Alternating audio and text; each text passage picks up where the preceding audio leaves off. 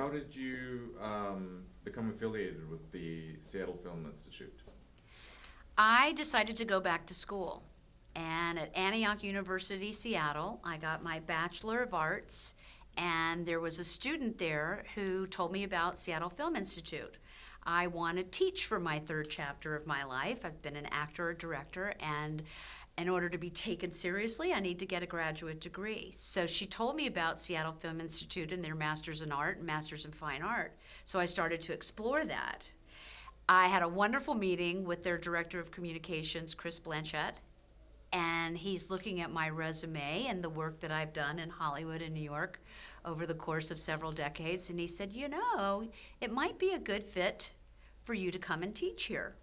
And when people had asked me, what will you teach? If you want to be a teacher, what will you teach? And I said, well, I'll teach what I know. Little did I know that I would find such a great fit with this professional school that lo and behold has been around for 25 years and is fully accredited. So I may start my graduate program as a student in the fall, but right now I've started teaching. Wow. So how will you juggle teaching and being a student? I'm not sure how I will juggle teaching and being a student at the same time, but if there's a will, there's a way. I'm also still juggling a career in Hollywood and a play that I'm nurturing in New York. So there will be some flights that I'll have to take off on, but it's really about having that working energy in a professional school, and everyone on the faculty here is a professional in the industry, and that's what makes this institution so unique. They have already let me know that if I need to step away for a class or two, that might be worked out. Nice. So you're teaching acting right now. Could you tell me a little bit about that program? They started me in the Actors Completion program. It's a BA completion here at Seattle Film Institute because that's a natural fit. It's sort of a good first toe in the water, so to speak. I've directed actors for 25 years. I was an actor for 10 years before that. So working with actors, it's just a natural progression for me in terms of career. I also trained with Sandy Meisner a specific technique, the Meisner technique in New York for 2 years before I began my career. So I have an understanding of how to prepare for an actor's career, both from sort of an academic standpoint as well as a practicum. Nice. What is your favorite thing about teaching? What I love about teaching is also what I love about directing. It's a collaborative process. And I don't come from the point of view of a banking education where I'm the instructor and I have all this information, so I'm going to feed it all into you, and then I want you to regurgitate it back to me. No, we're here to learn together. It's always a growing experience for both sides of the table. And in terms of being on a set as a director, I work and learn from the actors and what they're doing as much as they grow from what I bring to the table. So I see it as just really a natural progression to do that as a teacher as well. Yes, I guide the classroom. Yes, I drive the train on a set. But it really, I think it's about coming from a mutual place of respect and learning. It looks like you were having a lot of fun in there as well. Well, listen, no matter if you're working in the business or you're in a classroom, it's work. You're here to do something. The students as well as the instructors, the actors, the crew, as well as the director and the writers and producers. It's always hard work.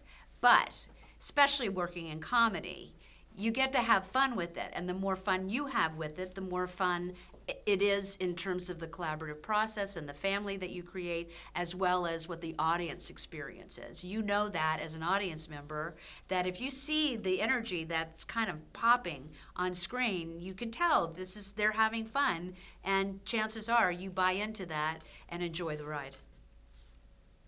So I understand you have a new web series coming out, or a web show, Skirt Chasers. Could you tell me a little bit about that?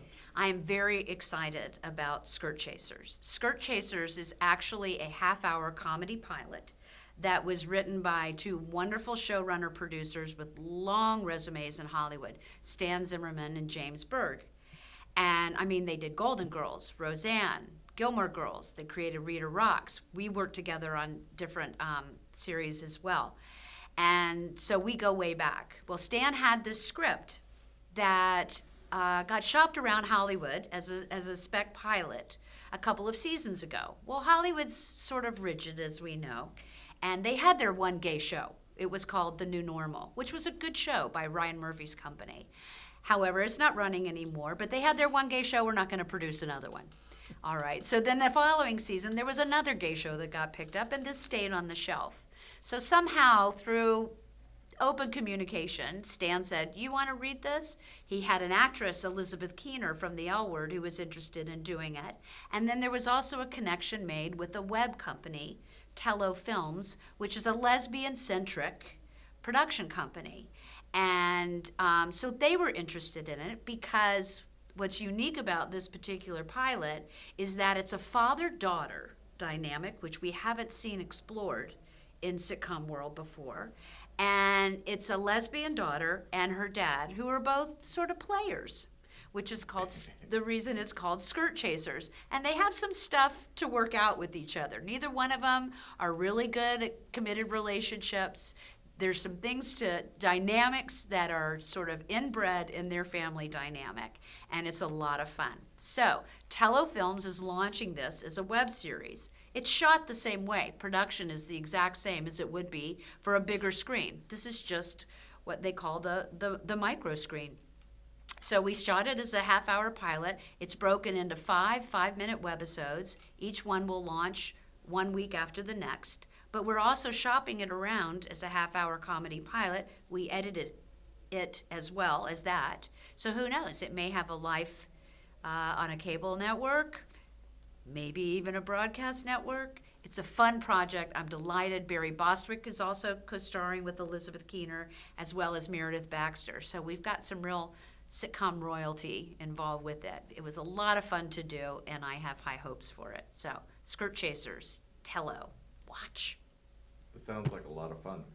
What was your favorite part about working with Meredith Baxter? This isn't always something that comes out the right way because I've been on the receiving end of this, but I grew up watching her. And you mean it as a flattering thing. I first saw Meredith work in a show called Family. Oh, just decades and decades ago with James Broderick, and Meredith was a co-star in that.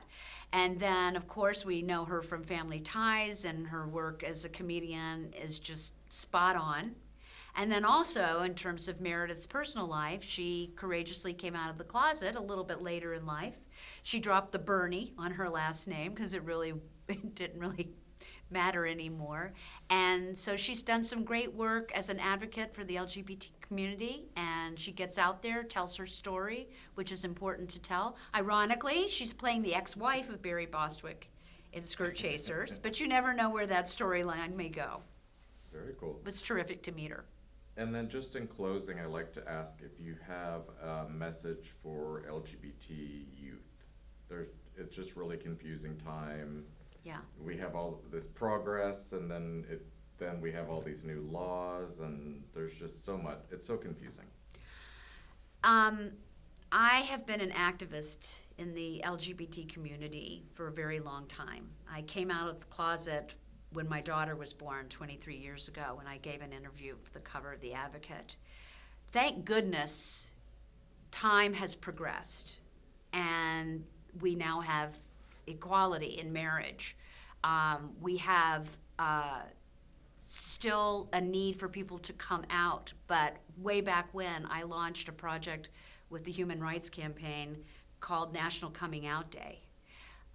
It's still very difficult for some people to come out of the closet, depending on where they live, and depending on what, say, religious affiliation their family may has. Some of us are more fortunate with our families and our co-workers than others. We all have to keep that awareness and compassion with one another. There's so much diversity within the LGBT community, so we also have to keep that compassion growing because we're not all the same. And it's always about an allowance of mutual respect, of having people feel safe to be who they are, to bring all of who they are as a human being to whatever situation or circumstance. We need to be careful and listen to each other. We need to, again, always approach any sort of issue that might have some inherent challenge to it in a respectful way. And that's the way we should be as human beings with anyone on the planet. But especially as members of the LGBT community, we should embrace that and give that safety to our own. Thank you so much for your time. This was Sure. wonderful. Oh, it was my pleasure. My pleasure.